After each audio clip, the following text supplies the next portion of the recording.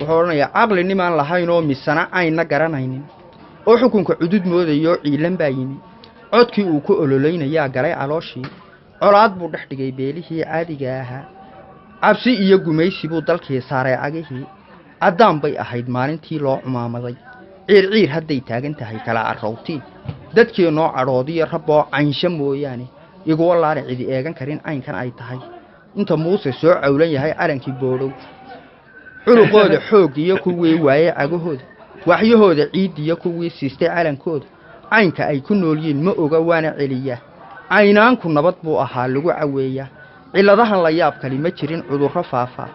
adaan bay ahayd maalintii loo cumaamaday ciir hadday taagan tahay kala arrawtiin dadkii noo caroodiyo rabbo caansha mooyaane igu walaal cidi eegan karin caynkan ay tahay inta muuse soo cawlan yahay calankii boodhow cashadu kursiga fuulay bay ciirtay taladii itiraafna daayo haddaan cidina eegayn cunsurtii timaadana dadka muujo cududood adaan bay ahayd maalintii loo cumaamaday ciir hadday taagan tahay kala arrawtiin dadkii noo caroodiyo rabbo caansha mooyaane igu walaal cidi eegan karin caynkan ay tahay inta muuse soo cawlan yahay calankii boodhow caawimada kuwii sugayay ee joogay cilifkiisa ciidamuu ku dayro ka qaad cooshadii guri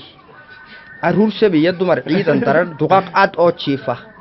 imikay cilada tuban yihiin ciira dhaxameed adaan bay ahayd maalintii loo cumaamaday ciir hadday taagan tahay kala arrawtiin dadkii noo caroodiyo rabbo caansha mooyaane igu walaal cidi eegan karin caynkan ay tahay cunfuraha haddaan la iska qaban coofka karinaya colaadaha haddaan laga hortegin caadka nahareeyay cuqaashiya haddaan odayadii tala ku ceeriyoomin caloolyow haddaan ciilka way calanka loo diidin halkaas ku daa waa dhamanaanis kan waa kii kan waxa weeye caynaanku nabad baa kii horan dhamanaanis baa dhamanaanu